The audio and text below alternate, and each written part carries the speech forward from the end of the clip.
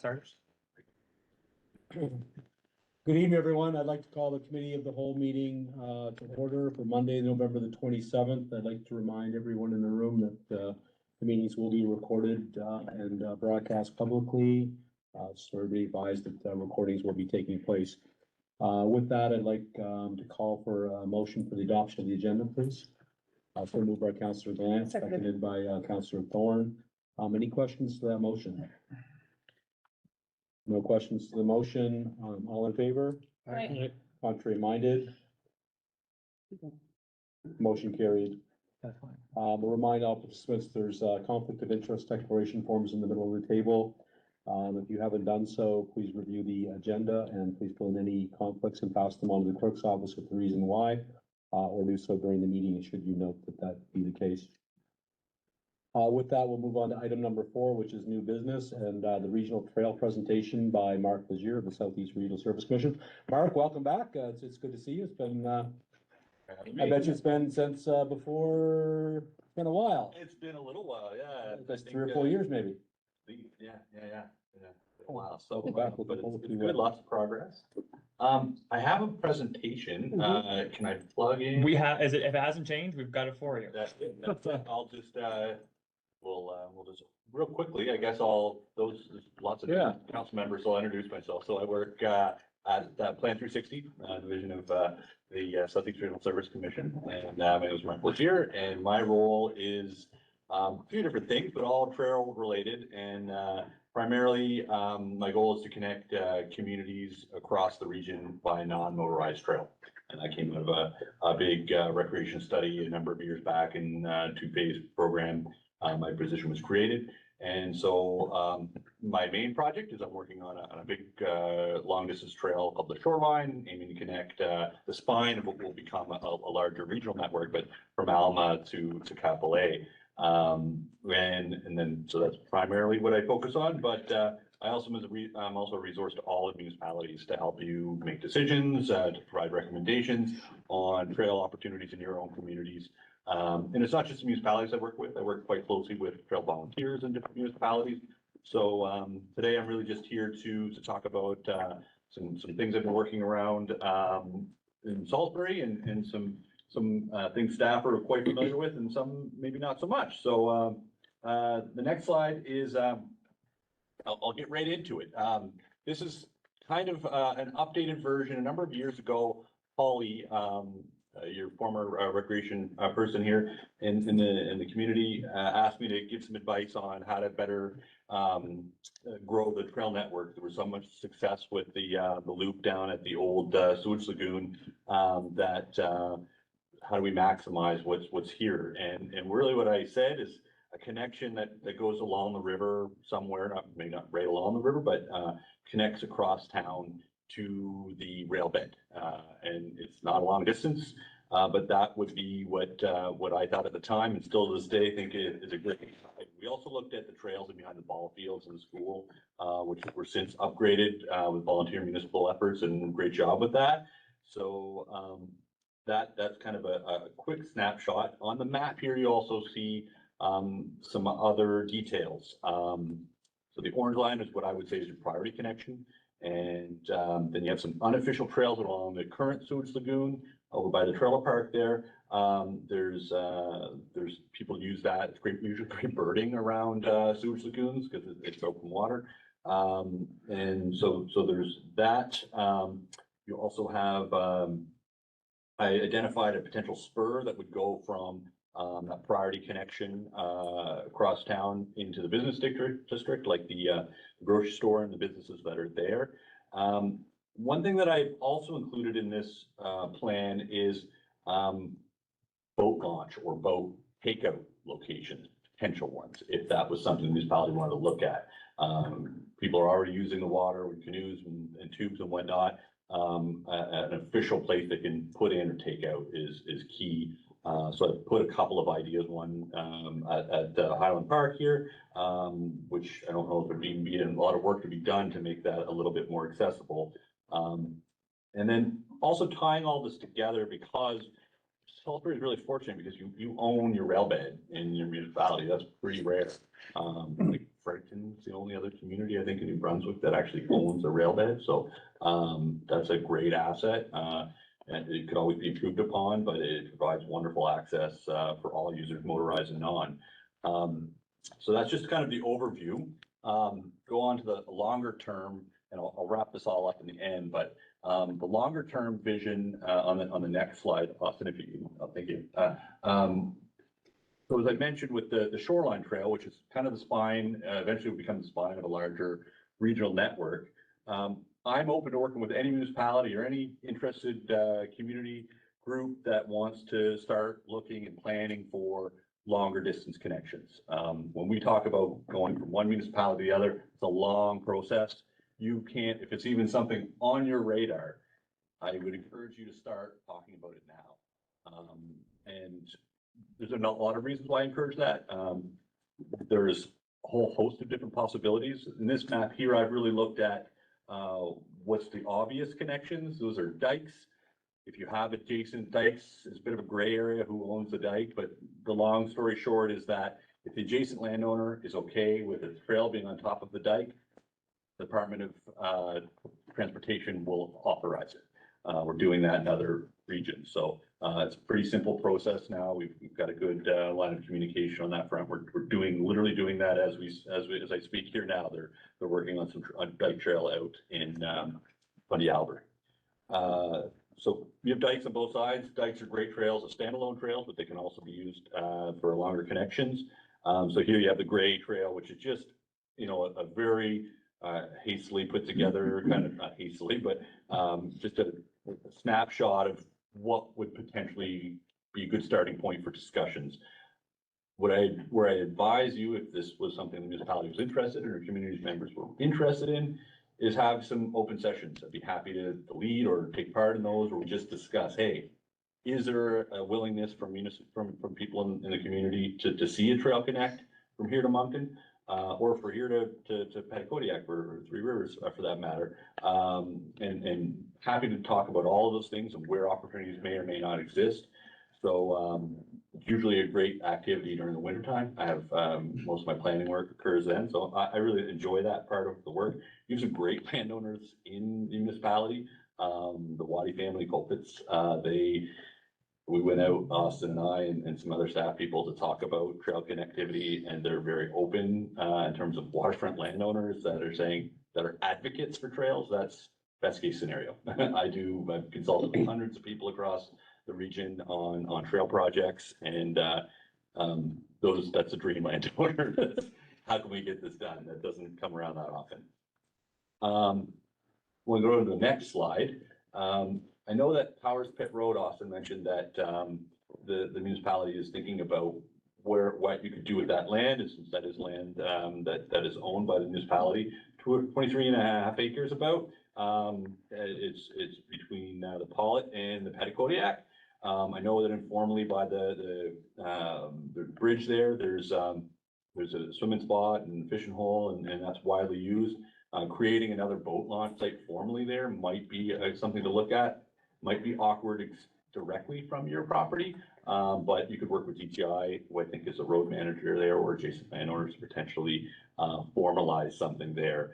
In terms of trail building, I haven't taken a close look at it on the ground, but I using the mapping and LiDAR, you'll see in the next slide, I have a bit of a sense of what's there, and I believe that's a landfill at one point. So I don't know the challenges, how complex they would be, but given what I can see and what I know, my recommendation would be a single track trail. So that's a bit narrower. It's usually like 1.5 meters or less. And if we go to the next slide, so that's a LiDAR map. So it kind of shows you your elevation and where your topography. And first thing that comes to mind for me is there's probably a lot of drainage there, and that makes trail building a little bit challenging. My recommendation would either be a hand build trail, so that's people with hand tools doing trail work, and or working with a professional trail builder. And this is these are specialized trail builders that build narrow trail and varied terrain. Just to give you a bit of a sense of what that costs, it's about $30,000 if you're plan for about $30,000 a kilometer. That's really well built, really interesting trail that's if you're going with a professional trail builder. Trail can cost up to, much more expensive than that if you're building a more, kind of standard trail like you have here in Highland Park. You're into about $100 a meter, for that type of trail, just to contrast that. But this is, the green line on that shows kind of what you could do. You could probably squeeze in 3 to 4 kilometers of trail in there if that was something that you wanted. And that would be enough to make it a bit of a destination. Yeah, you're gonna have some constraints, which would be, topography and drainage, and then parking, because that's outside of your urban core. You're gonna have to figure out where people are gonna park and to access the site. So that's just a quick overview of that site. And just to wrap everything up, I appreciate your time. My recommendations, and just so you know, Jim Scott with Trace, who's doing the recreation plan. Him and I have worked together on many things over the years. He asked to sit down with me just to pick my brain around work that he was doing with the plan. So you might see some of these things reflected in some of his deliverable. But yeah, so my recommendations, short term would be to prioritize development of your urban connections. They're really short connections that would have offer a lot, and certainly offer some economic development opportunity too. Change the way people operate within the community, which would be really interesting. I'd advise you to consider the need for a trail committee, like a municipal trail committee. And that's where you can kind of get a sense. You do have, I'm guessing, because you have the motorized route that connects with your rail bed, then and you also have people that walk and bike on your trail. I know my sister-in-law lived in Salisbury for a number of years, and we walked on that trail a lot, so I know there's a lot of users. We want to make sure that everybody's accommodated and you have a good plan for how you're going to manage that trail. Certainly the bridge across the river could use some safety upgrades for non-motorized users. So trail committee is a great way to have, a good group of voices, diverse voices, and you're including all the needs of all your community members. And that will help you with your next kind of sets of medium-term goals if you want to follow my recommendations. So public consultation and planning, like I said, with the long-term connections especially. Along with that, identifying your natural assets. We're kind of focusing on some key areas now. Municipalities are pretty large now, so there's probably lots of places that I haven't thought of that your community members. There's probably trails in your community already that are unsanctioned, meaning they're on private land. People use them informally. You can formalize those with insurance and a risk management plan. So with that, identifying places for corridors for trails. Consider your volunteer services, volunteer resources, and how you can support them. Just for a quick example, a lot of municipalities that have wonderful trail groups managing trail in their municipality. I'm talking under $10,000 a year, $5,000 to $10,000 a year goes a long way. And maybe that's an unrealistic number for this group. I don't know, but that's kind of what they would do in White Rock recreation area in Hillsborough, now Fundy Albert. There's a not-for-profit group that manages their mountain bike trails. They get somewhere between $5,000 to $8,000. Some use $10,000 a year to support that work, and they get a wonderful managed trail system as a result of that. You have trail systems, one of your employees, Jordy Hopper. I was at the trails conference with him and with a few of your staff a couple of months ago, and he's got some trails on his property. And he was asking me, how would I formalize those? I said, do you mind if I mention it to council? That's a great example. And I think his family has some other land or trail systems nearby. Those are trails that are managed, that people are welcoming other people on a private land. There's ways that the municipality may be able to support that. Maybe that's covering the cost of insurance to protect the landowner, and that runs about $1,200 a year to $2,000 a year, just for a bit of an idea. But sanctioning trails that are currently unsanctioned is the easiest way to develop trail. And then your long-term connection, as I mentioned earlier, looking at how you can connect onto Moncton and Petco. That's it for my presentation. Questions? Questions for council? Think so? I'm wondering about trail committees. Do they manage? So like we build the trail and then they manage the trail I mean, what is managing the trail? mean? It can look like, honestly, it can look like a dozen different things. Okay. So I'm gonna wrap up a report, for this municipality that I'll use as kind of a template for others, but it kind of outlines a few different models. So you have, give you a couple quick ones. You have White Rock one, that's Kodiak Cycling Trails. That's a its own incorporated organization. They went to the municipality and said, we will manage your mountain bike trails in your community on your behalf. We just want a little bit of money that we can leverage to get additional dollars from the province. That group covers their own insurance. They program their own events. They organize their own volunteer work days. They leverage the heck out of the money that they get. So that's one example. There's another example where you might build your own trail and your trail group maybe just advocates for it and lets you know when there's issues, picks up garbage. There's everything from volunteers manage it entirely, like do the maintenance, find additional dollars, to people that are just your eyes and ears on the ground. So it can really vary. And then you have other ones, maybe the best example in New Brunswick, let alone the Southeast, is the Dobson Trail. It's the oldest volunteer managed trail in the country. Starts in the town of Riverview, is actually on some town of Riverview land. For a long time, the town just benefited from this wonderful trail that gets literally 60,000 people that use it a year.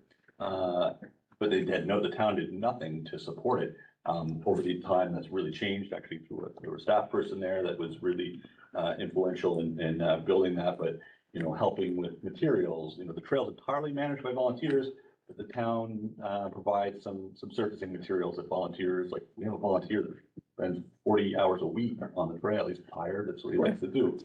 So it can run the gambit.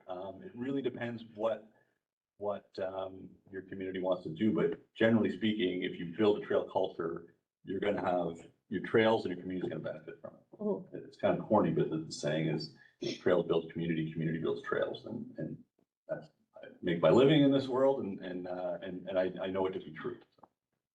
Interesting. Mark, as you build out these trails and I'm familiar with some of the other work, what about communication and just, regionally, I guess, I know that the service commission's got their tourism initiative now as well, but, for the public to know that the trails exist, because even from us, where we had a volunteer committee that built the Woodlands Trail, which, Yeah. again, trail built with volunteers that save significant amounts of money. And then the Wetlands Trail, obviously, which is phenomenal, but, really from that perspective as a region, I guess, how do you build it, you mentioned 60,000 of the dollars over time for sure, but I think there's probably huge opportunities regionally for that too. Certainly, I'll say one thing first, is that you have to recognize what you have Mhm. and what its draw potential is. Right. For a short trail that you have now, it's mostly gonna be local use. Absolutely, To yeah. expect, people to come from out of town and use it, you're gonna need some more distance to make that happen. I certainly and my role is not motorized, it's specifically not motorized, but, you do have potential to, with your longer distance, your motorized trail goes on for forever. So that's, that's a destination trail. I'm sure most of you already know that. But in terms of, you asked us what our role is, and one of the things we are working on is as a portal, we have a number of portals we're working on with our geometicians in the office. And we hope this coming winter to wrap up our trail portal where we can, you can link to it, we can share the maps to promote it. But the best way to promote your trails and to bring people in, people that might not know it's there, is team with other, whether it's walkers or bird watchers, use other groups with specific interests and help them to promote your trails for you. Your user groups are your best advocates. So that's the best thing you can do at this point. But again, when you're planning your trails, like, okay, this trail's gonna go from here to here. Who are potential users locally, or what can we do to add value to it? And if you want to start looking at mountain biking or winter fat biking, you can build winter trails that don't require a lot of work, because they don't need to do surface work for a fat bike trail per se, or a snowshoe trail. So maybe that's a huge opportunity you have that you haven't considered, is winter use. That's always, people are always trying to figure out how to get people in the shoulder seasons and in the winter. And I think you have a real opportunity there. And I will say once again, your waterways are your greatest asset. Mhm. Paul River, Petitcodiac River, you could do kayaking, canoeing, stand-up paddleboarding, and you just have to create launch sites. Water trails are the easiest ones to build. It's just the launch sites. So, Mhm. And access, and that, yeah, that's what I mean, launch sites. launch sites to the road as well. You get Oh, absolutely. Yeah, you need to get, From the river to the road. river to the road and boat to the river from your car. Yeah. Are those the ones that will draw more people into, if they know that there's a spot that they can use their paddleboard or? Different people, probably. Yeah, I mean, every additional activity is gonna bring more people. And with each person you bring in, and like, a lot of paddlers are also bikers or walkers, so, like, I'm a good example of that. I do a lot of outdoor activities, so, like, oh, this is a great activity, I also do this here, and then once people become familiar with the site or how to access it, cause like, say Powers Pit Road becomes your launch. Mhm. Right now, I'm like, how do I get there? Okay, I take the old road, and but, once someone's come there once, they're gonna come back without thinking about it, right? So. Well, Marcus, I mean, you mentioned the data that Molly and the different groups are gathering. Just talking with other mayors this weekend, just talking about obviously the impact that trails have had in some of their communities. Just as you start to gather longer term data, you mentioned the cost to build trails, but you start to gather, I'm kind of curious on, so talking to one mayor, but they've obviously had to add more track lists because now some of their trails are becoming seasonal. They're year round now where they're clearing them. So Yeah. we started to gather, I mean, I know it's not necessarily your role, but just over time, there's obviously the upkeep of trails and the maintenance, I guess, Yeah. One community that's actually added trackless strictly because of trails now, which is because the tourism opportunities that they didn't recognize before are there. Just curious on it. You get a little bit of everything. Like, again, it depends the kind of trail. Like, you could, if you had terrain and land to open up for mountain bike trail building, mountain bike trails builders are volunteers. They'll build what they want to ride. Mhm. Or fat bikers. If you have good terrain for fat biking, and then you buy them, what is most often used nowadays, either an older, narrower snowmobile or a snow dog. Mhm. Every groomed mountain bike trail, so for fat biking, snowshoeing, what have you, is, in this region, is done by volunteers. Yeah, no, I was aware. I was kind of curious. They started to get Yeah. data around that. I mean, I don't have data per se, but I can tell you the model. Essentially, the model is give them the equipment, give them free rein to do it, or give them the funding to buy the equipment, and give them a place to do it, and you'd be surprised. That stuff kind of takes on a life of its own, and finding those key volunteers, you'd be surprised. People that got time and they're just looking for something to do, and great examples in Riverview and Hillsborough, people that are just, a handful of people managing entire trail systems. Sustaining that is a different story. You have to support them, and you have to grow that user base to grow that volunteer base, but sometimes it's on the backs of a few for a while, and it's amazing what you can do with a few people that are dedicated. Mark, what is your experience in terms of like signage? Getting people to know that maybe just driving by, that Yeah. these trails exist, because I know I drive by a lot of times, well, there's a trail here, there's a trail there. Yeah. Well, I don't know. Yeah. There's nothing to point me to it. Signage is great for people that already know it's there and going there, right? So they're looking for signage. So having good trailhead, having a clear place, like I said, with Powers Pit Road, like making sure you have a clear plan, a clear idea where people would park and where the trail starts there. But, it's getting, there's a community of people that do outdoor activities. And events, partner with someone that will do an event or lead an event. And that kind of, like I said, you introduce people to a place, and word travels. Like, if you have a good product, and people find out about it, people are looking all over for new places to go, right? Because we have wonderful places across the Southeast.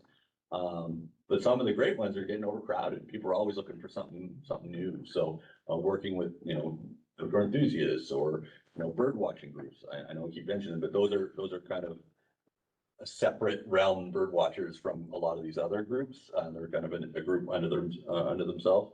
But that's the best way.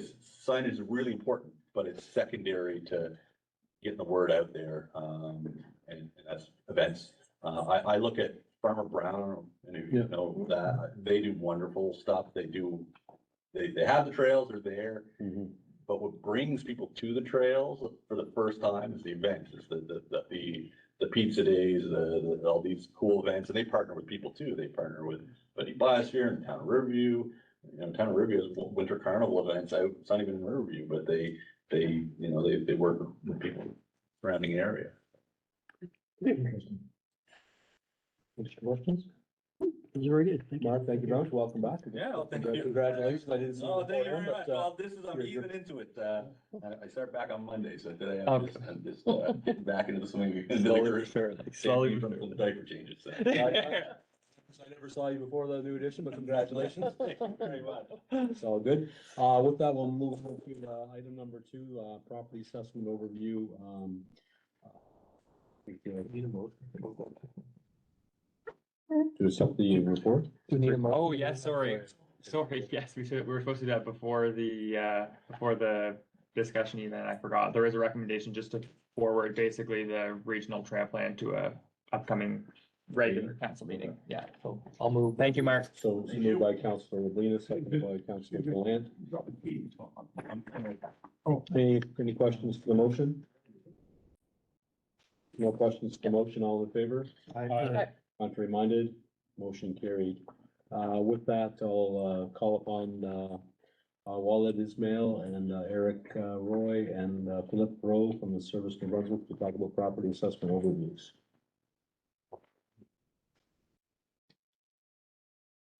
All right. Well, first of all, thank you for inviting us here today. I really do appreciate the opportunity for us to share a little bit of our background and what we do and how we try to do it. My name is Eric Roy. I'm Director of Assessment, Director of Operation with the Property Assessment. And with me here today, we have Walid Ismail. He's Director of Service Support. And Philippe Rowe, who is the Regional Manager for the Beausejour region. So I'm going to do the first part, and Philippe and Wally will jump in as we go in. So I'll try to keep you awake for sure. All right. Just to give an idea of brief idea of who we are and what we are. Property assessment is part of SNB.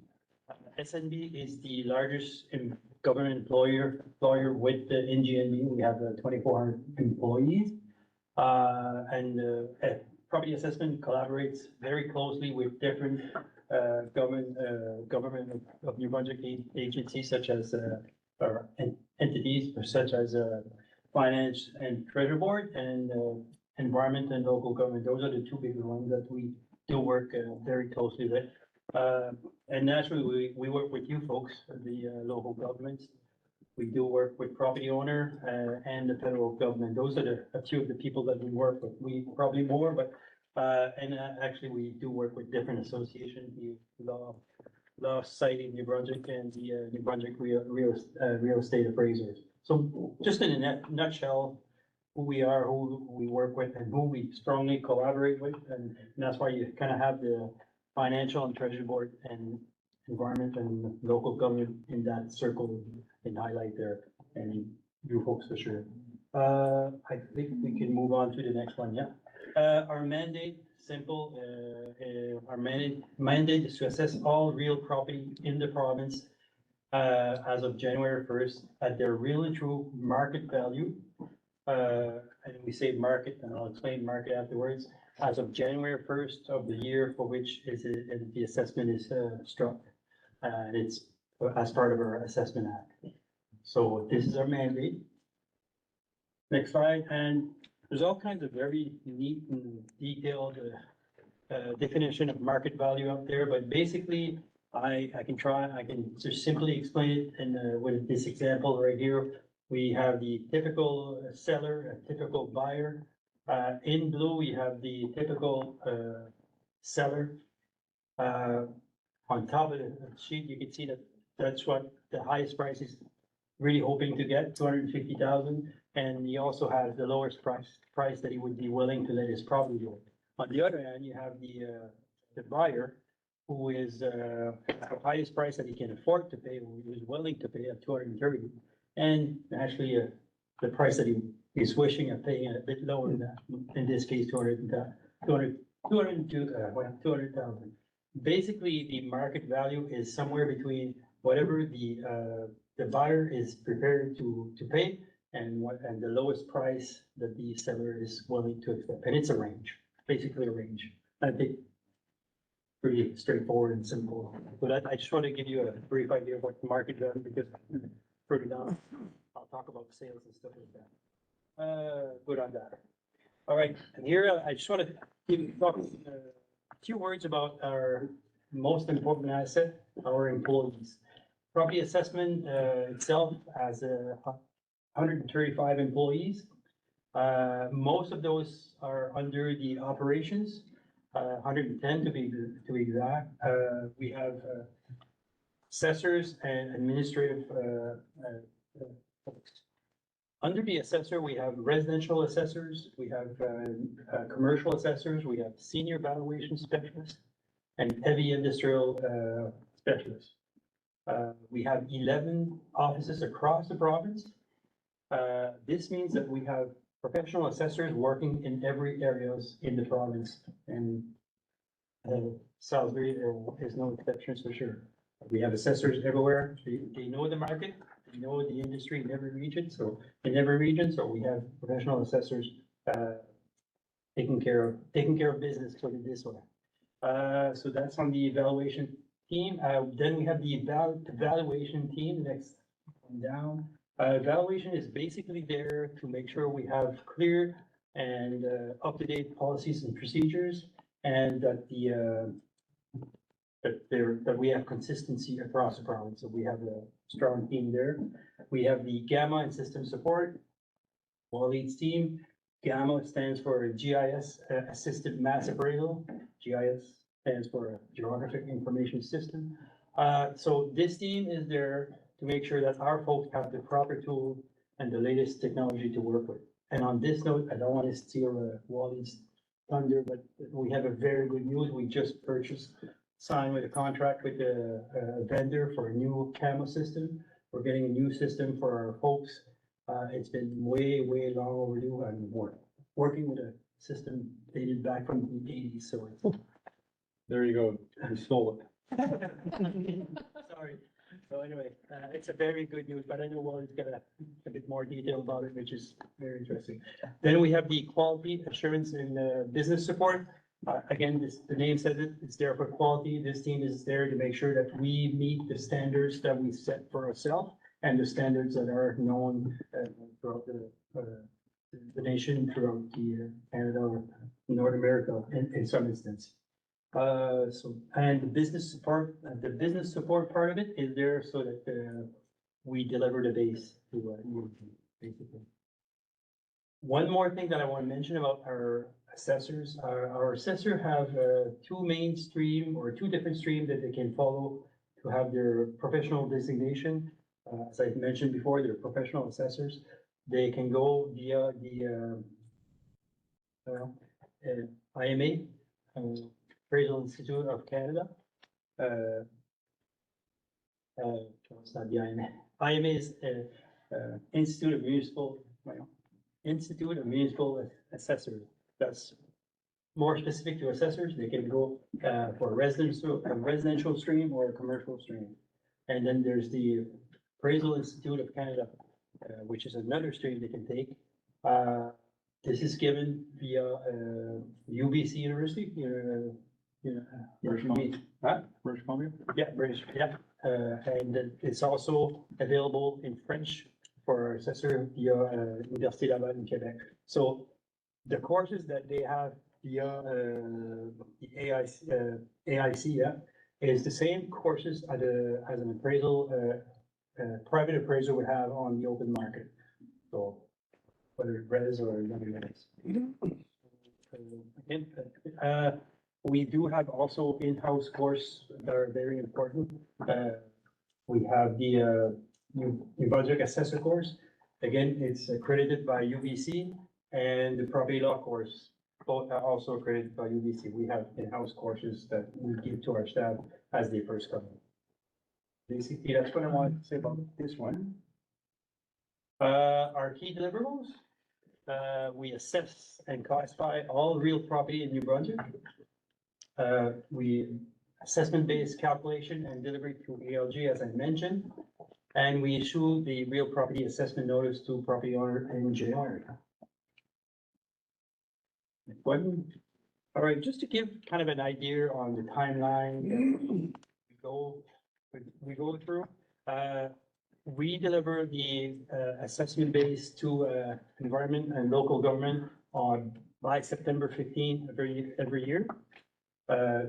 Environment and local government will then deliver the tax base to the local government by October 15, and I hear that they sometimes do it before that. The third Monday of January, this is new this year, the assessment notice is being issued to all property owners in the province. This is when they have 30 days to request a review. And then March 1st, Financial and Treasury Board will deliver the tax notice to property owner. There's one thing I want to mention about this one before I leave. New Brunswick is the only jurisdiction in the country that has a centralized assessment and taxation notice. The good news about this is that when we strike the base in September and give it you folks for the local government, if anything happens between now and then, a Fiona, a major issue, the base is stable, you guys have your base, and the province will take the hit if it goes down from there. So that's on this one. Eric, can I ask a question? Yeah, sure. I So- know I'm going, and by the way, I'm going to ask. That's good. So just so for clarity for me, Yeah. you were talking about the assessed being January of the year, that for the taxation. Yes. So if I look at this same assessment timeline, is the assessment, let's say for my house, Mhm. is it going to be, let's say this middle section is 2024, Yes. okay? Is it based on an assessment done in January 2024 or 2023? It's based on the market of 2023, but 2023. it's for your Right, taxation year for okay. 2024, yes. But that market in 2023 is done could it be done at any time in 2023, or is there a specific time period for it? Right now, because of the base cutoff, we do stop looking at sales around June or to June, End of May. end of May. So basically between January and May is when you do your assessments, Mhm. and then those assessments will be applied in the following year. Yes, Okay. So yeah, now, but with that, that's a good question. yeah, Exactly. because with that, just so, there was reasons why that happened. Starting in 2025, we're actually going to be going back A year behind. a year behind. So the assessment effective date will be January. So in 2025, your assessment date will actually be as of January 1 of 2024. And what that's going to allow us to do is make sure that we have a full year of sales to analyze. Would you get more of an average from that as well, then? More of an average? Yeah. From a longer period to look? Well, I mean, we look at the sales within a 1 year period. Yeah. So right now, the 1 year period It's lagging. So is lagging. Yeah. June to May as opposed to January to December, which we're going to be moving to. Right, so now we're gonna be going from January to January. it's more current, is what you're saying? So it will be more accurate, it will allow us to pick up new construction Mhm. during 2024. So there's a few different things and it gets kind of confusing. Yeah. So we I'd strike, like to learn how it all works. we strike the value based off of the costing table. Yeah. As of January 1 of 2024, and the sales that have happened in the prior year. So you have a full year of sales to say, this is how market behaved, this is what the value of your property is gonna be, using a 2020, January 1, 2024 cost table. But we take a look at what is the condition or what has changed in your property between January 1 of 2024 up until the cutoff date, which I believe will be now December timeframe. Mid-December. Mid-December. So if there's any new construction that occurs in 2024, okay, we identify what that new construction is, but it is valued based off of the information we have as of January 1 of 2024. So basically, the market is from the previous years, but any changes, new renovations, new construction will be reflected on the new, on the assessment. So you want a building permit January 2nd, It doesn't matter when you have your building permit. because you won't get your assessment from a year. Pardon me? You won't get the increase in your own assessment for a full year. We're gonna pick up any new construction during that year. You get your building permit on Yeah, January. from the base perspective, yes, I understand. Right.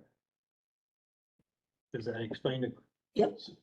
It's a kind of, So if you're doing your building permits, you're picking up everything through 2020, we're using 2025 as an example. and 25 is the best example right now, because 24 is a So- transition year, yeah. Whatever happens in 24 is gonna be included in the assessment for 25. Yes. Yeah. Any building permits that, Yes. but your cutoff is September 15th. It was. It's not going to. Like, for that, you have to have the assessments to the ELG by The the. base, yeah, the base, yeah. Yeah, the way that it works, so again, we have two sections where we go out and pick up new construction, for example. The summertime being a big one, obviously before our cutoff of base. But we all know that after this date, there's continuous construction that'll happen until January 1st. So in terms of what the municipality would be seeing, they would be seeing the level of construction as of the 15th of September or base cutoff. So for example, if a house is half built, well, we'll have half of the assessment value on that specific property. And if it was completed by January 1st, while it wouldn't be in the municipality's base, it would be on the homeowner or the property owner's Right. assessment Okay. that they receive in January, yes. So in theory, the difference will be an additional revenue to the the municipality. Everyone. Next year. In this case here, it will be to the province. Because the building permits you're missing out by going into May. Whole summer building permits would be quite a hit for a year. Yeah, again, so I guess it's caught up in the next. that's exactly it, Caught up right? in It's the caught next up on the next year, and then, of course, as Eric mentioned, because the base is guaranteed, it goes both ways, right? So there's requests for reviews and appeals that are reduced, there's people who demolish their homes, and we do adjustment of taxes and so on and so forth, and those are all eaten up by the province. For example, Hurricane Fiona. Right. Devastated. Yeah, like, that's like the perfect example that happened, right, especially along the coast, Shediac, Kapolei, Kakang area. It happened literally 2 weeks after we struck base, right? So we were saying, oh, it's fantastic, great growth in that area. Then 2 weeks later, Devastation. devastation, right? Yeah, So what, In of itself, insurance is gonna cover a portion of that, I would think. well, for property owners and stuff again, but yeah, so for us, It might be a small hiccup, but it won't really affect things. For that 1 year, the government, because the government has guaranteed this is what you're gonna get, Yeah. right? So the municipality is province not will- losing anything. The province will only collect based off of what's there on December 31st. So if you had, say, $10 million in assessment in that one area, for example, and Hurricane Fiona comes in, wipes everything out, and it's only worth 2.5 million. The province is only gonna collect on 2.5 million as Yeah. opposed to the full 10. But we're gonna get the. But you're gonna full get the full 10. But when you look at the whole province, that's not even that's less than 10% of the whole province. It's a small percentage. All right. Thrilling. Let's keep going. It's worth it, because we did have a slide before that explained the transition and we got. I did have a quick question about the assessor certifications. Yeah. You mentioned that there's two paths. Yeah. Is it a requirement that all assessors have one of those or both of those or All neither of those? courses are required. Okay. Put it this way, it depends on, when you're a res, you have a specific numbers of cores to have. Mhm. If you don't complete the CRA, as long as you have the cores that we requires you to have, it's fine. Yeah. And the same for commercial, yes. Yeah. Good question, huh? All right, just want to go through our core activities, what we do. We have the 4 main core activities, which are new construction, sales analysis, re-inspection, request for review and appeals, and then we do administer different programs, which I'll mention quickly. New construction, basically, I kind of mentioned it already. Our assessors are on the road, hitting the road, picking up new construction, whether it's a house, commercial building, industrial building, whether it's a renovation, whatever it is. Our assessors are on the road picking up those new construction or renovations to make sure that we have the data that we need to update our data in our system. On that, particular note, I'd like to remind or put emphasis on how important it is for us to get building permits. I do have a good report with Salisbury, there's no issue there, but every chance I have, I do remind municipality the importance for us to have those building permits, because this is kind of a red flag, there is something going on. It's not an issue in a municipal area, but when you get down to rural areas, it might be places that we don't necessarily go if we don't know that there's a new building there, and it's for your base, so very important for us to get those building permits for sure. So sales analysis,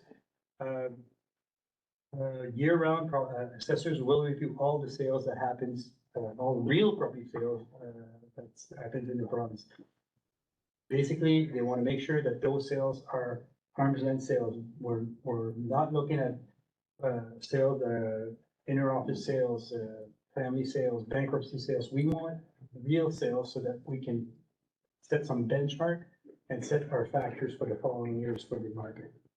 And So you're saying the sales for $1 don't really add to your, no, what? Now, what about the ones that are overinflated? If Uh, they are we considered analyze good sales, then if they're not a good sale, there's something here that we can't explain. But I have more questions, we'll do that. No, good. So those, yeah, that's about the sales. I think I mentioned everything I wanted to say about the sales there. Again, they need to analyze those to make sure we have the benchmark and so we can set our MAF for next year's, and actually also for assessors to familiarize themselves with the market. Reinspection, basically reinspection is when we focus on a particular neighborhood and we review all properties in this region, whether it's the information on the ground, making sure that what's on the field is what we have in our system. And we make sure that those properties are up to date as far as data goes, and also that they reflect the market value using the sales in that particular region. This should happen in every region every 4 to 6 years. We're running a little bit behind with issues that we had in the past, but we're getting back into it. A sign that we need to do, a sign that would tell us that we need to do a reinspection is when we start seeing property selling for much more than what the assessment is right now. And we're seeing a lot of this right now with the market that we've had recently. So that's reinspection. I just want to make a comment for John though. So if something is way over, like sold for way more than what it is, so one thing that we always tell people is one sale doesn't make a market. Oh, good point. Exactly. Okay, now, so if a house was assessed for 200,000 and it's sold for 600, right, it doesn't mean that all $200,000 homes should now be 600,000. But if all 200,000 or 90% of the $200,000 homes are all sold for 600,000. The market has to be adjusted. Then the market has to be adjusted. So we don't look at just an individual sale, but we look at all the sales, just look at the trend. And so one sale that seems to be way out in left field, even though it might look like a good sale on paper, right, doesn't necessarily mean that's right. Always comes back to the fact land is worth $1, is worth $1 million, or worth $100 million. It's whatever someone's willing to pay. Exactly. And that comes back to influencing what the market really is. Intrinsic value, sentimental value, they all have prices that are not necessarily easily captured.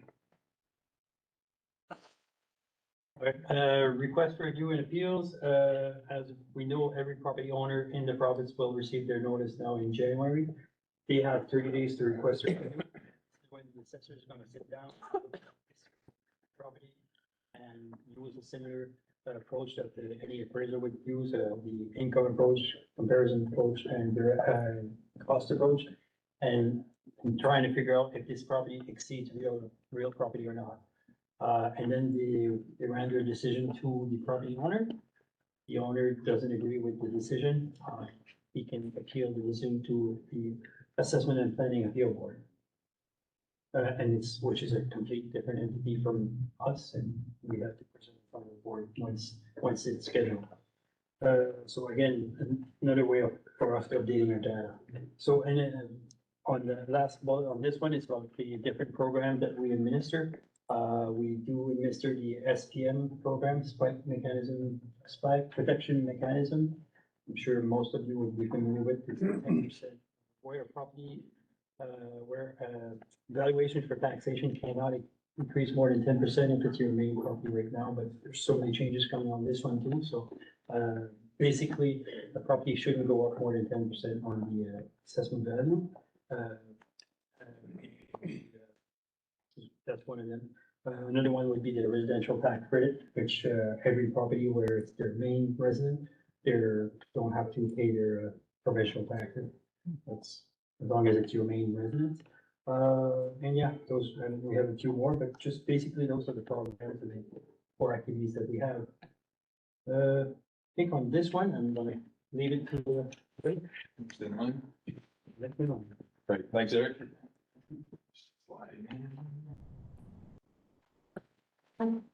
So as Eric said, so my name is Philip Rowe. I am the regional manager for the Beauce-Central region. I'm responsible for the office that we have in Moncton, which would be where your taxing authority is located, and as well for the office that we have in the Nishibutu.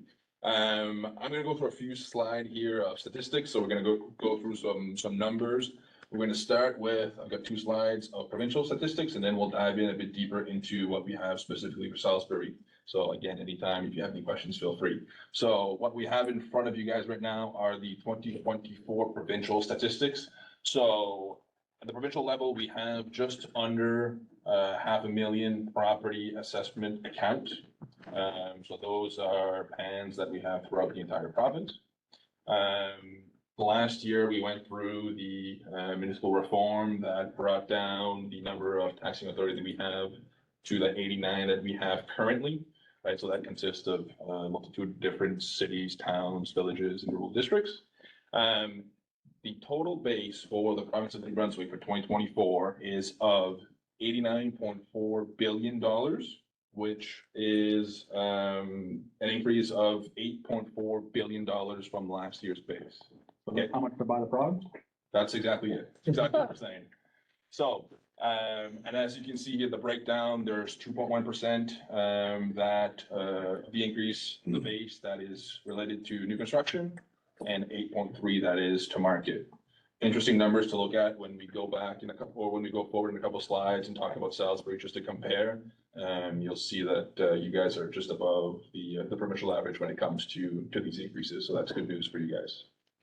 So we go to the next slide. So here we have the last 20 years overall base growth for the province of New Brunswick. So as we can see, it's a little small here, but as we can see to the far right, we have the 3 last years where we've had massive increases, right? Obviously, the market has exploded over that period of time. So while we've had, you know, more of our standard increases over the past 20 years, the market that we've been seeing, whether it's, you know, some people called it before, I guess, the COVID market. We've had a lot of people move into New Brunswick. We've had a lot of different reasons as to why this is happening. But again, it's been record increases for the last 3 years. I'll point out, just because we're, you know, some years might jump out as an anomaly here. So 2018, just why it's that low. I'll remind you guys that this is when we had the freeze put in place, right, by the provincial government. So essentially, the only increase that we saw during the 2018 was for new construction. And then in 2021, again, a small dip. That was sort of the start of the pandemic. There was uncertainty in the market. The market was starting to go up, but was it going to stay? Was it not going to stay? As well as we had some significant decreases in value on the commercial sector, right? So we had hotels that nobody could visit anymore. We had restaurants that were closed. So we had that sort of dragging down the rest of. A year lag, so it's really 2020. Correct. Yeah. That's exactly, because 2021 is based off your 2020 sales, exactly. Yep. Okay, next. So here are the statistics for the municipality of Salisbury specific. Wish I had a pointer or something here for you guys, but anyways, I'll go through this as best as I can. So in the top left-hand corner here, we have the total number of properties. So we've got 4,608 properties within the municipality. Just one square to the right, we have the number of arm's length transactions, right? So as Eric explained earlier, This here arm's length transaction will not include your dollar sales, will not include your bank transactions and so on and so forth. These are 136 sales that we had, that the assessor had at their disposal to set their benchmarks, to set their adjustment factors for the year in question. So still a good amount. Only about 3% though. Correct, when it comes to the overall picture, but I mean, in terms of a smaller community like this, it's still, it's, I wouldn't say a lot, but it is probably within average, that we've seen. It's still plenty to be able to go around and set some decent, benchmarks and adjustments. Yeah. Just to the right where you see the 128, so that is the number of requests for reviews that we received throughout the year for the municipality. And then just below 18, that's the number of requests for reviews that were reduced. Okay, so for a total of, oh my God, that is small. 14%. About 15%, exactly. So what does that mean? It means obviously that when we had our assessors take a look at those 128 requests for reviews, or RFR as we call them, based off of three techniques that Eric brought up earlier, whether they're commercial properties, residential properties, we were able to defend the great majority of them, right, in terms of the values that we had put on. I won't jump back to the left, I'll just jump one below, right here, sort of in the middle of the screen, that $4.7 million. That number there is the total value of the 18 properties that were reduced at the RFR stage, pre-reduction. And then the 3.99 million is the value that they were received after the request was done. So in this case here, there was a reduction in assessment value for a little over $700,000, or $700,000, yes. Over the 18 properties. Over the 18 properties, correct. And of course, all other 110 were all confirmed at their original value. What were they successful with lowering their assessment? It could be a multitude of reasons, right? I mean, some of the easier ones are just that for whatever reason, you know, the property may not have been in the condition that we believed it was originally. It may have been that a property was, again, you know, deemed to be part of a certain grouping. I'll speak about these a little later, but part of a certain grouping, type of property. And when we're having the discussion with the property owner, we come to the realization that, you know what, maybe it doesn't fit best with this type of property. We need to change it to another one. You know, some of them, again, they're just, could be that a property burned, right? Between the time that we set the assessment value and January 1st, like just a multitude of reasons, certainly. And then of course, there are some where they're just assessed too high, right? It's just the reality of what it is that we do. Yep. All right, now I'll jump back to the left where the 33 number is. Now this is the number of building permits. It's gonna look extremely low to you guys. It is. So the 33 that we have here are number of building permits where the assessors were able to close or complete the permit. Okay, so of course, we receive a multitude of building permits throughout the year. We will go inspect them. They may have not started the construction yet. They may be in the middle of construction, or it may be completed. Okay, so in this case here, the 33 are simply the amount of building permits that were completed for the year. Okay, I did take a quick look for 2023. We did receive 70 building permits from Salisbury, and for 2022, we had 100. So again, that's sort of what we're looking at right now in terms of building permits. So that's the new municipality? Yes, yes, the new municipality, absolutely. So just one to the right here we have, so this is the number that is attributed to the new construction, so $21.42 million, right? So still significant. Again, if you were to compare that with a closed, you know, it looks like, you know, every property is worth $750,000. It's obviously not the case. This number includes as well all the building permits that were picked up that have not been closed as of yet, right? Not been completed. So our assessors are still on the road, you know, well, maybe not today wasn't the most beautiful of days to be on the road to pick up new construction, but still, they're still out there picking up new construction for, again, our January notices that'll be going out pretty soon here.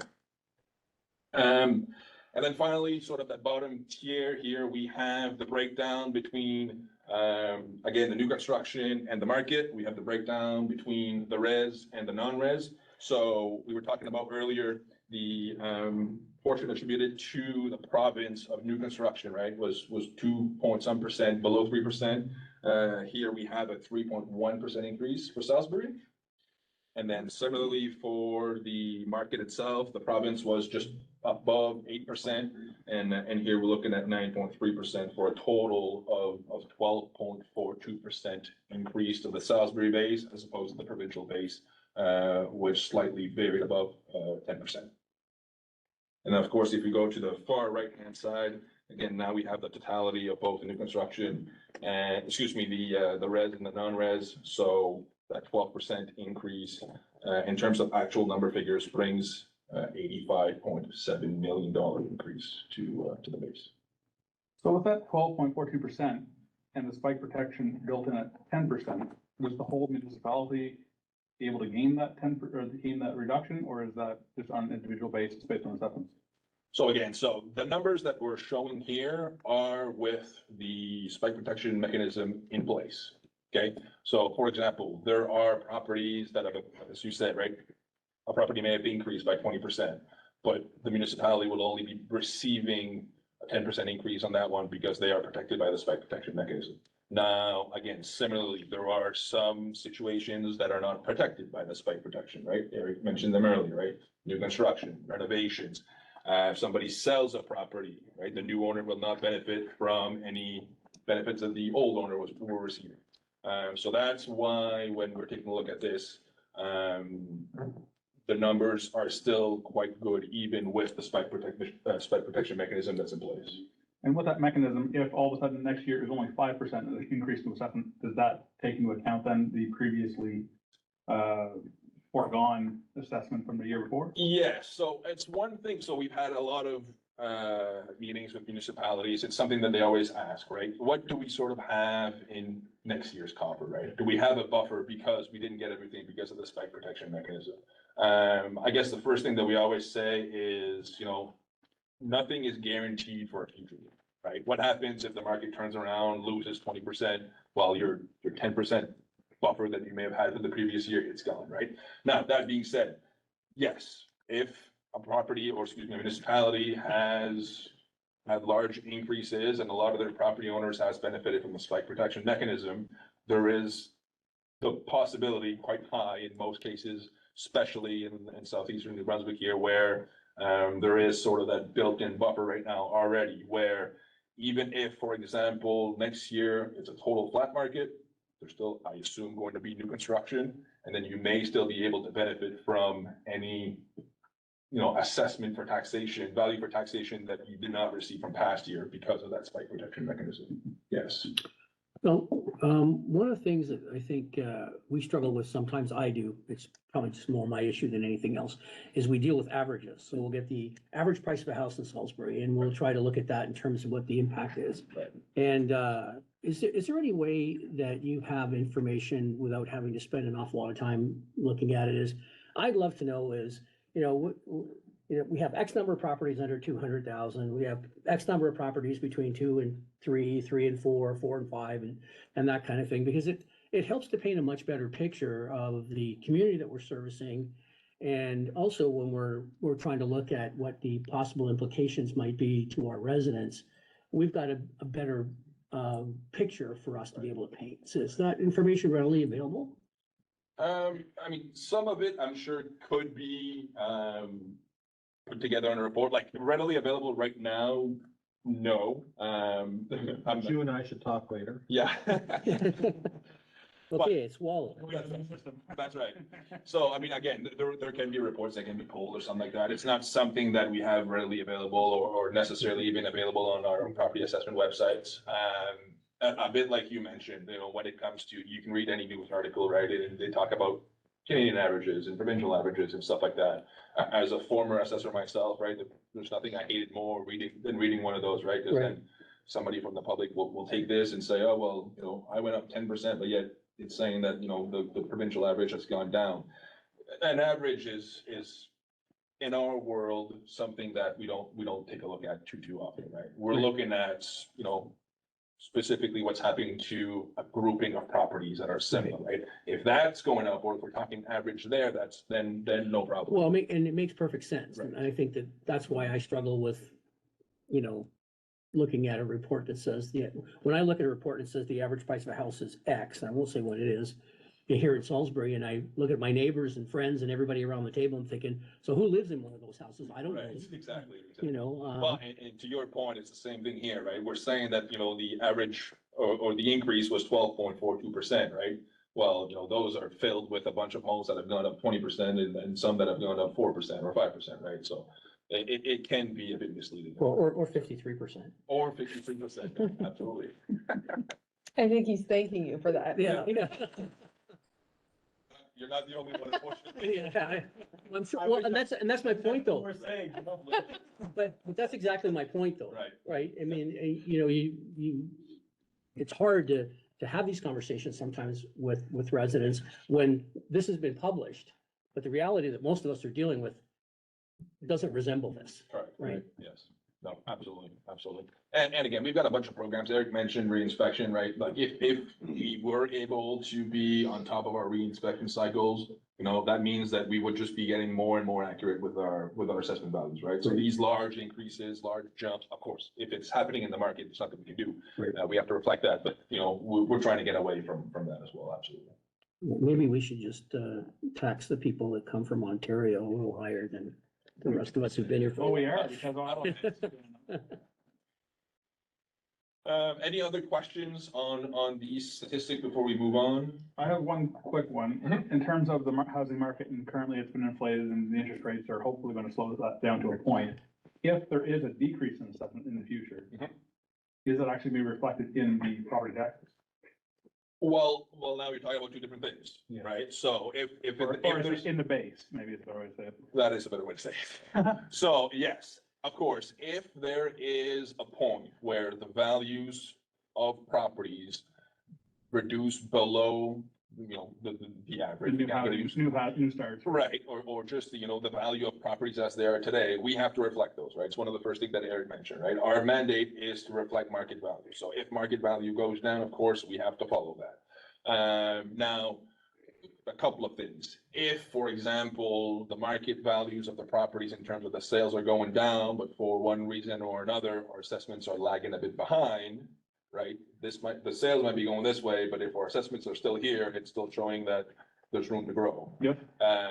That's the situation we're trying to avoid, right? So again, when we're making these large increases like you're seeing right now, is we're trying to bring everybody back to market. So that if ever there is a reduction in the future or whenever it may come, then we'll be able to reflect it upon everybody and say, listen, we've had large increases for the next, you know, the last X amount of years. We just saw a 10% decrease. Everybody be able to go down by that 10% or whatever the matching number would be. And as Philip said, it's per grouping, different type of properties. I remember when the increase were more like 3 or 4% across the province, we had particular properties that were actually going down. Like, Yep. I've seen them make an adjustment going down. The Campbellton area, I mean, some of those areas were really Exactly. well hurt. the We last got out of 10 it years. one Yeah, of the exactly. 2 years ago. that So- we had to- When you say different type of property, it's gonna be different type of properties, but in the same neighborhood, or how are you classifying them? Yeah, it would be in a, let's say, particular neighborhood, I don't know, Commercial, industrial, residential. or even. Or you could like, you could have like a bungalow and a two-story, the bungalows may be treated differently. Exactly. Than From your. a riverfront versus across Oh, the street. absolutely. We group properties, it's actually my next slide, we group properties through, you know, whatever patterns and or outliers that we see, right? So if, like mentioned, if it's a riverfront property and the value is because it's a riverfront lot, then we'll group those properties together. If it's, you know, I don't know, a neighborhood where it's all semi-detached homes or townhouses, well, then we'll group those properties together. I mean, we can group properties together by story type, by age, by location, right? And of course, it can go both ways. If you take, I don't know, for example, well, if somebody's right beside the airport, well, it may not be as, you know, enticing as somebody that's beside the golf course. So again, we try to separate these into groupings so that every property in a grouping would react similarly to market forces that are surrounding that. What about land? Land is similar, So so. land, and if it's partially been built on, if it's changed hands multiple times in several years, that should reflect an increase. Yeah, well, again, it should reflect the value of the piece of land, right? So again, we'll do the same thing with land. If land is, you know, beside a waterfront portion of a river and the sales in that section of the town are selling for higher than something 2 streets down, well, it should be reflected on those pieces of land. If it's, now there's a difference between, is it a building lot? Is it a piece of excess land? Is it a piece of timberland? Again, those would all be grouped differently, so that whatever it is that the market is showing us on those specific groupings of vacant land, we can adjust those. And you could have, for example, waterfront property, but some of that waterfront has been deemed, for example, as a flood zone, floodplain. Right, Wetland. so- That's my question. There's a piece of property in Salisbury that's changed hands multiple times, yet Yeah. it's, sold for upwards of $7 million. Yet the assessed value, what they're paying on it is lower than what 49. Joe just mentioned for his house. So from a fairness perspective, I guess, that's land that's sitting vacant, that's artificially low, that could be being leveraged for the community, yet they're paying property taxes of less than a single dwelling house. It's again, sort of when I go to the next slide, and we can actually switch over to the next slide. So, part of two things for that example, right? Part of the system that we use is a mass appraisal system, right? So Eric mentioned it earlier, or maybe it was Wally when he brought it up. Right, one sale doesn't necessarily make a market. This has been two Right, on the same property on though. the same property. Right, if there's a reason why that specific property is selling for that specific amount, much more than everything else, then it certainly is something that we could consider and take a look at. So what mechanism do we bring it for? Only because of the fairness to our taxpayers. People are under a very big crunch right now, so it should be equitable and fair for Certainly, everyone. certainly. So again, like we could certainly, I mean, and Do again, we know for a fact that it's one piece and not like it's Showing it right now. Yeah, Well, I was gonna say, I can certainly show it. no, like POL, there's one thing about POL, like, we can't discriminate any sales, but the $1 sales are there and everything. It's there. I And if can- it's a combination of many properties, it will be one price, one No. same price, okay, I just wanna make sure it's not. I think you guys can definitely bring that to us. Yeah, Right, absolutely. and, you can bring it to Phil. Again, we're just, we like to learn. By that, obviously our residents have gone through some massive increases and we want to ensure that. And we will We can sometimes. look for ways to sometimes cover miss the things, like, costs. we've come across properties that, because there's no building permit out there. We've had some people that are living in like a, $750,000 million home, with no building permit. They weren't paying taxes for like, 6 or 7 years, something like that. Hmm. So, We have a lot of back taxes. so we did. Yeah, like, when we identify those things, when we identify those things, that's what we did, right? Like, we'll try and identify them, and then. But I would argue the penalties are not high enough to stop it. Right. Forfeiture would work out really well. But if those are things that you guys are aware of, and you're like looking at it, we do, I mean, because we do get calls, well, whether it's municipalities or just, neighbors. Saying, I got my new assessment and I'm looking on POL and the neighbors assessed quite low or not assessed at all, or whatever, right? Listen, if something is pointed out to us, we'll investigate, and if it is true that it should be higher, or something was missed, or whatever the case may be, as Wally said, we have the ability to, to rectify those mistakes, absolutely. Well, I have a question in that vein. I don't know if it's a good one or not, or one worth venturing down. Why has timberland assessments not increased into the 90s? That's different in the sense that timberland is legislated to be assessed at $100 per hectare. So, So you guys have no way to assess it. correct. So if timberland is again, if it falls within the classification of timberland, has to be bigger than 10 hectares, that has to be in a location where somebody, or where the municipality has not exercised their right of zoning and so on and so forth. If it falls within that classification, it is one of very few properties that, are actually legislated to not be assessed at the fair market value. So that one there, we have no say. As soon as it's timberland, $100 per hectare. Politics. That's correct. Correct. Good, I learned something new too, so I didn't know that. I didn't know that at all. Yes. Farm woodlots as well. Wow. Oh, okay. Okay. I'm a beneficiary, so I understand. I don't understand why, but. Yeah. Right. Okay, so the mass appraisal cycle. So again, we've sort of discussed, specific properties, or specific sales or whatever the case may be. Obviously, we do a lot of work on one-to-one accounts, right? Whether it's through the request for review process, right? Where our assessors are going through a process that's quite similar to a private appraiser that you would hire and say, hey, can you give me a property value on my property or whatever the case may be. That said, the great majority of our work, right? We looked at yours earlier, 128 RFRs, right, out of 4,600. Well, what happens to the other 4,500 properties, right? Well, they're dealt throughout a yearly process with this mass appraisal cycle that we do. Okay, so the mass appraisal cycle has, and again, we could talk about this for days. We'll do it quickly. It's the most common method of property assessment used in North America, right? It's efficient, it's cost effective, it's fair, transparent, and consistent because properties are with the same attributes will receive similar values, right? So again, the goal being that we treat properties similarly and fairly. But of course, it relies on us having good quality data and sound market analysis. So the three prongs, if you want to call it, that we'll review quickly. So the data collection is sort of our starting point, right? So the data collection we do through the Form 8 pass that Eric mentioned earlier, the new construction where we pick up properties, the sales analysis where we will, take a look at the listings or whatever information we have available to us. We have the reinspection cycle where we have assessors actually in the field, making sure that we have assessed or, what is on these properties, as well as the request for review, right? So those four tasks, we have our assessors, again, by way of whether it's physical inspections, phone calls, requests for information, MLS listings. Where does satellite imagery fit into that? So we do have satellite imagery when it comes to, excuse me, it's not satellite, it's aerial imagery.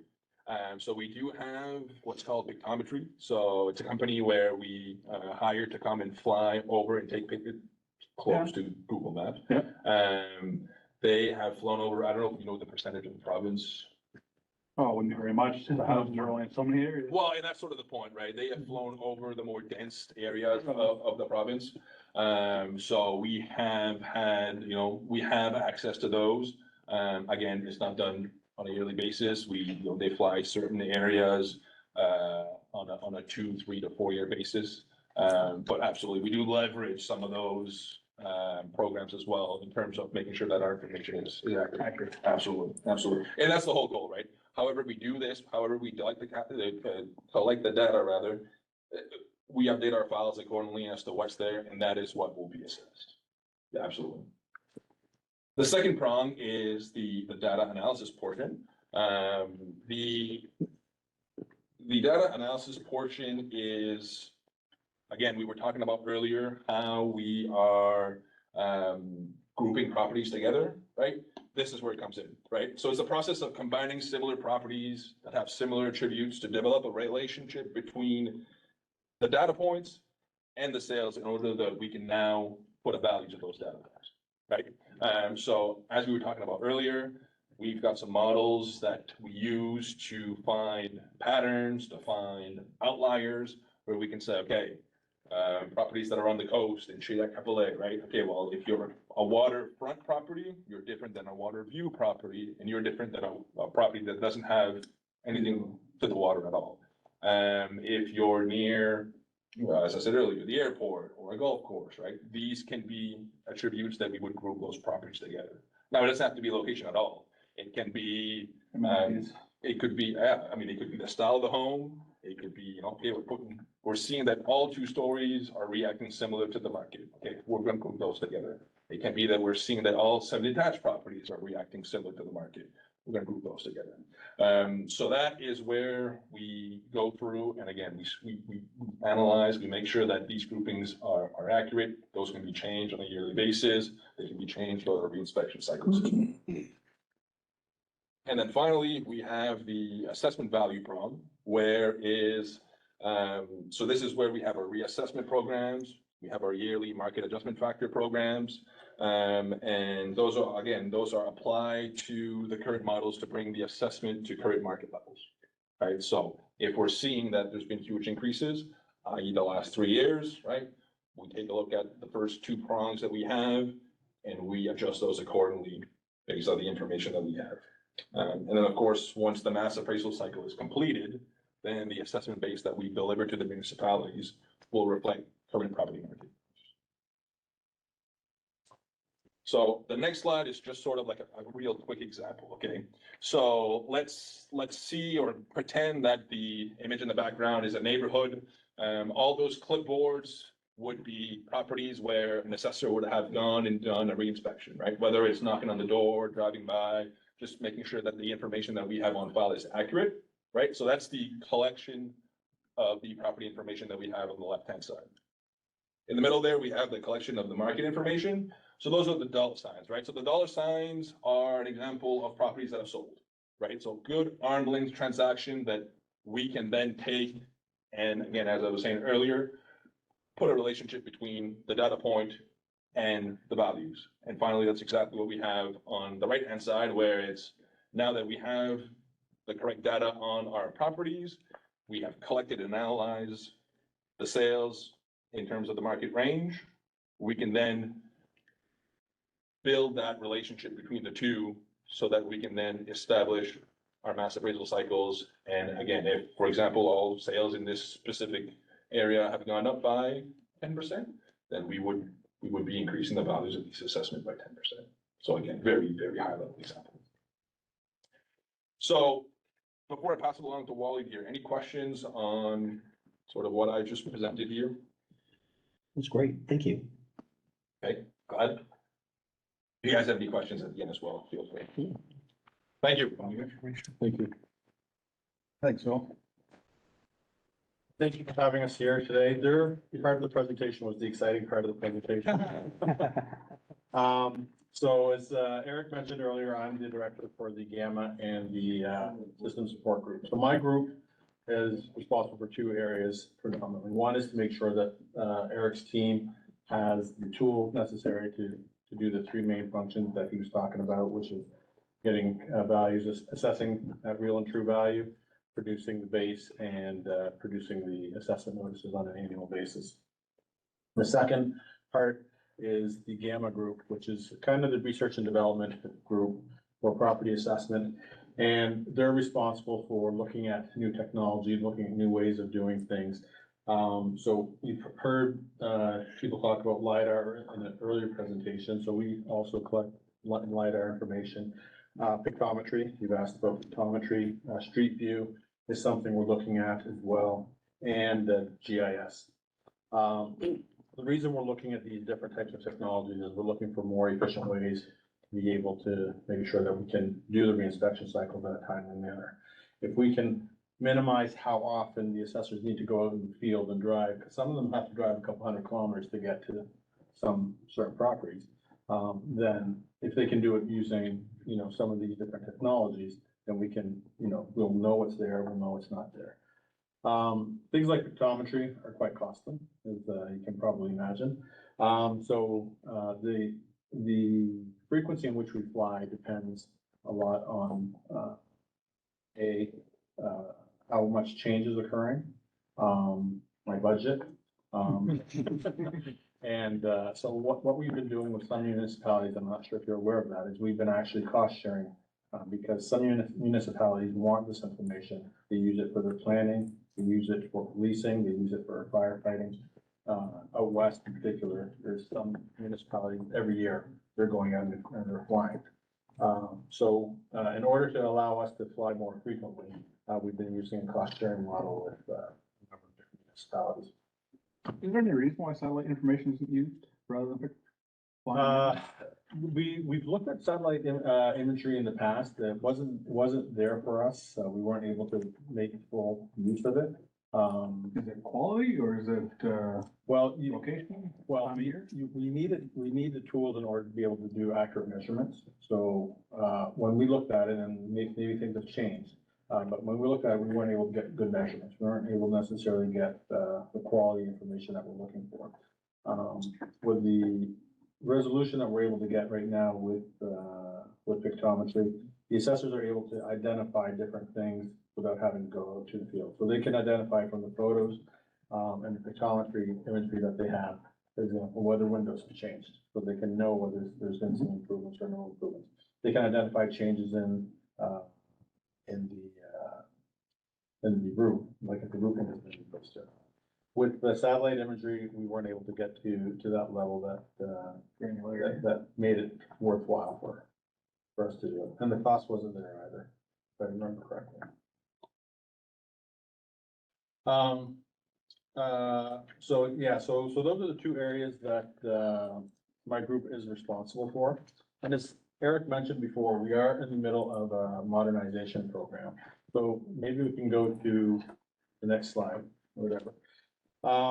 That modernization program, we signed a contract earlier this year with Tyler Technologies. So Tyler Technologies would be the leader in camera right now globally, I would say. Our strategic initiative was really to implement an industry-leading computer-aided mass appraisal system that would set the standard for accuracy, efficiency, data integrity within our organization. So that was our initiative. Our objective is really to migrate property assessment applications to the cloud platform and deliver our services online with a primary focus on enhancing the overall customer experience. Now, I talk about customer experience, that's not just the property owners, but that's municipalities as well. So Joe, when you were asking some of the questions, I'd like to be able to see this and see that. Those are the types of things that we're going to want to find out. We want to meet with different municipalities, understand what information are they looking for. We're looking at creating a portal that would allow property owners to go in and get information that's specific or pertains to their properties, without having to necessarily call us all the time or say, well, what do you have for me? Like, oh, that's not right, or that is right. They'll be able to actually self-report, do self-reporting. But for municipalities, we know, like that slide that Phil was showing you around information specific to you guys. We want you guys to be able to go in there, log in, and be able to see it. You want to know how many properties you have within your boundaries? You know, you'll be able to pull that up. If you want to know how many are broken down, that's something that we can look at and see how can we do that. Yeah, 'cause that's important for, like, if we're looking at affordable housing. Right. Right?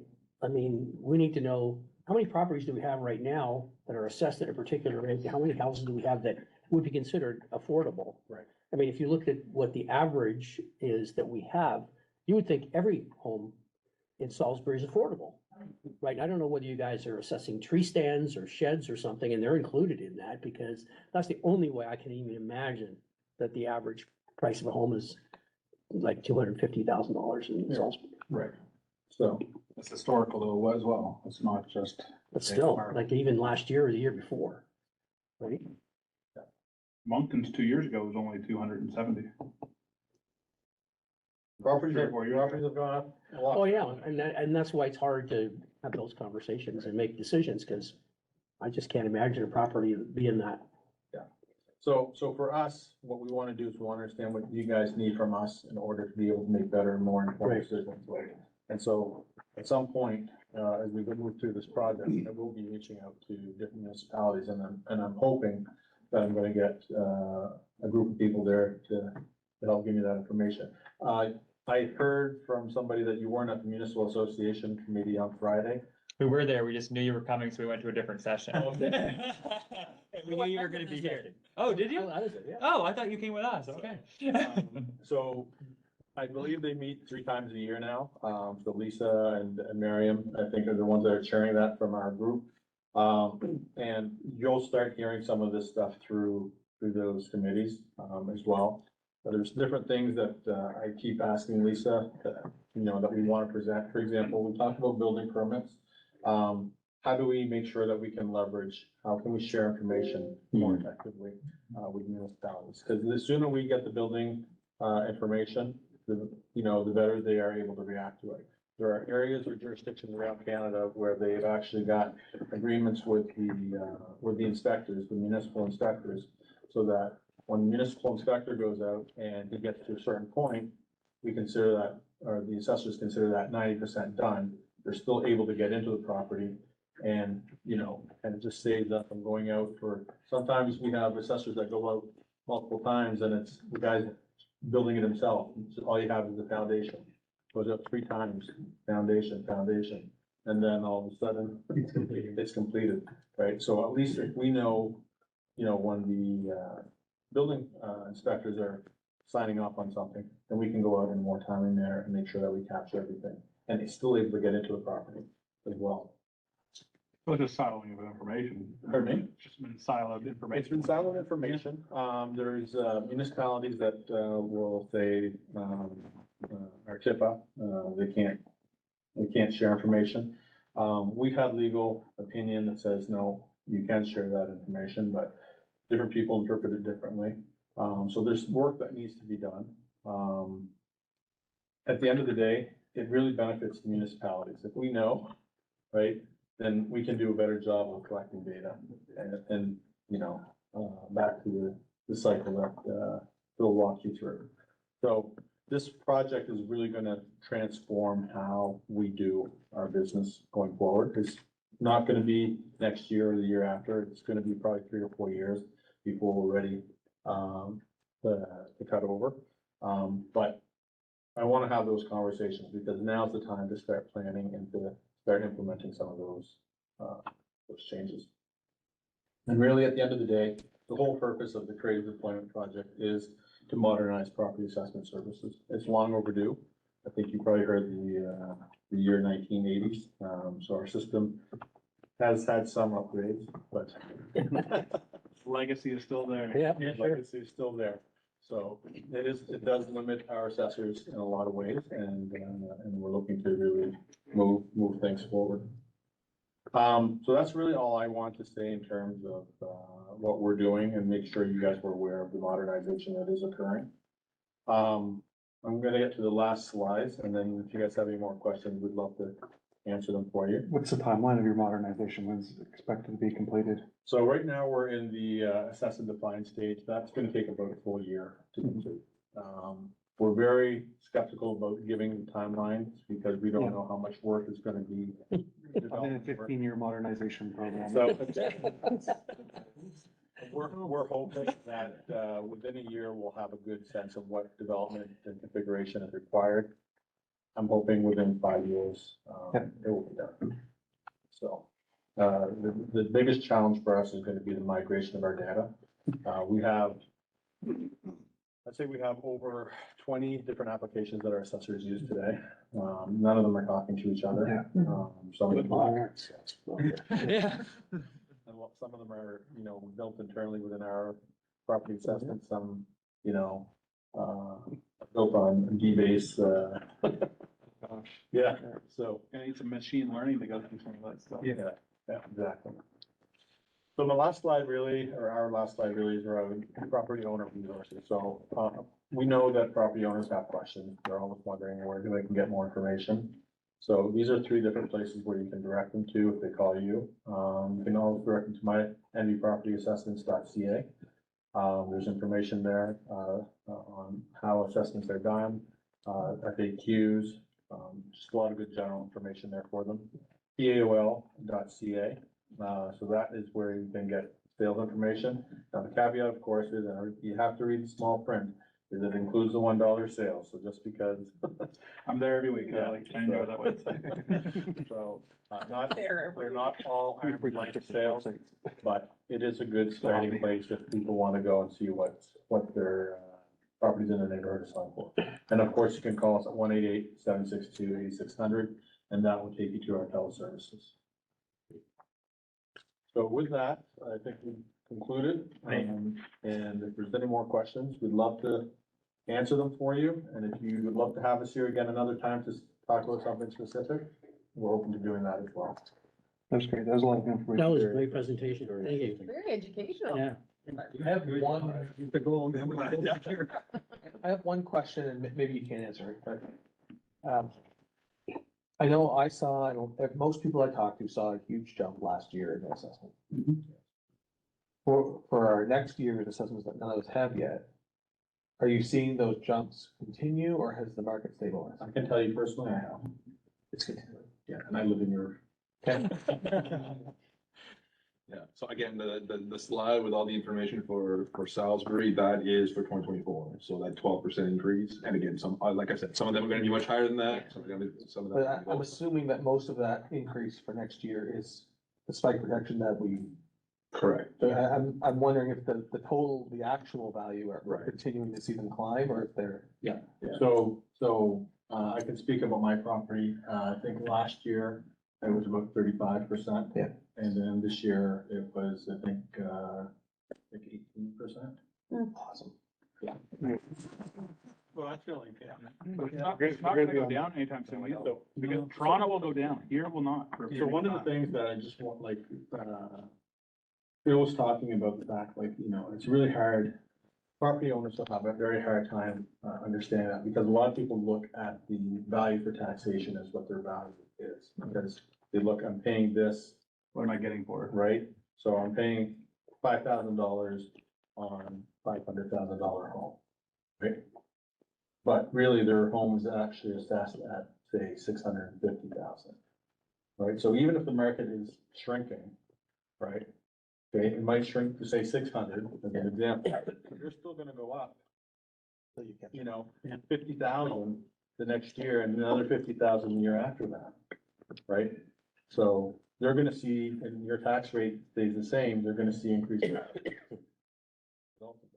For at least the next 3 years. So I guess for our planning purposes, so we can kind of keep in mind that we're gonna continue to see those, our tax base grow. Yeah, I Significant. mean, I have some rough numbers here, but again, I just wanna caution everybody that you can't count on these numbers, but you guys, like, No, crystal ball. yeah. It's a data point. It's a data point, though. So how many properties did you say are in? 4,600. 4,600. So out of your 4,600 properties, there's about almost 2,600 properties that currently have a spike protection assignment on it.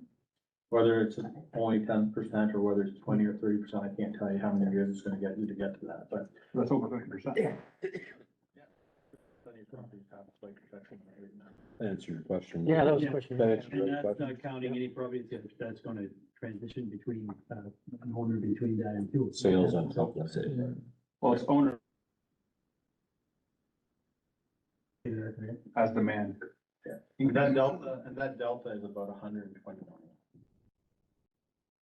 So, Of but I just, lot basis, pardon me? of lot, or missed basis, lot basis. That's just the delta between what the value of taxation is and what the real and true is. Okay. So, Yeah, but that's missed taxation by not having that. missed That, taxation that, for you. that, spike protection, keeping that. That's right. On these, Well, you'll get it later. eventually, Maybe, eventually. again, as long as the market, I don't know, I was born and raised in Toronto, I don't think this is gonna go down all that much, to be honest with you.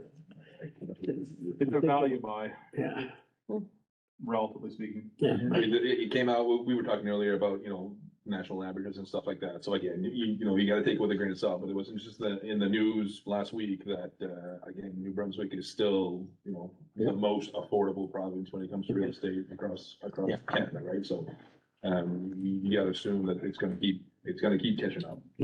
But where is there easily found cheap housing in Canada? Right. Well, There is no That's a housing good- available, period. It's, Right. there's just sheer demand that is Yeah, there. and if we don't build more, prices are It's gonna gonna be continue. figured out for anything. Solve this problem. One quick question I'd have, vacant land and farmland. Are those guys, you guys assess that, or is there some legislation? Well, So we assessment? assess vacant land, farmland, some of it's legislated. Yeah, so again, we talked That's about. flip program, that's not assessment. No, well, there are two different things. So there's the flip program, which is different, but, again, so timberland is legislated to be assessed at $100 per hectare. Yeah. And what is farm woodlots, right? So basically timberland that's associated with With farm yeah. is associated, now that one there's a bit different. It's legislated to be assessed so that it yield $1 of taxes for every hectare. Okay. So that one actually moves depending on the taxing authority that it's in. So it could, if a tax rate is higher, it'll be assessed lower. If the tax rate is lower, it'll be assessed higher. But again, $1 for hectare is not, Because that's one thing I find with vacant land, that people are getting a tax benefit by having it classified as such, but it is not timberland, if there's actually a crop of trees growing. There's no productivity from farm operations going on. It's just, there's no actual productivity whatsoever. right. It's just vacant, doing nothing, and there's no tax repercussions to those. Lack of Has to be a productivity. minimum, there's a minimum size, so. Yeah, But it is true that there's no need for timbering to be happening on that property for it to qualify. but for I don't have a problem if it qualifies as timber, if they reseed it to timber. I don't care if you have a proper farmland and it gets a tax benefit for farmland. Right. But when nothing is happening, there is no productivity, there is no generation of value. Mhm. Why do they have a benefit for lower taxes? So I'm gonna ask a question. Municipalities can exercise their zoning rights. and Absolutely. they have No, If there's no timbering allowed within the municipality, then So then that, Well, that's never gonna fly here, but. There's a significant amount of timberland. so you can take a look at Moncton, for example, there's not a, not a huge amount of 10 hectare plus piece of timberland, but if there was one, or if there are one, they would not benefit, they would be assessed at their market value. They would not benefit from that section of the Assessment Act because Moncton has exercised their right of zoning that does not permit that.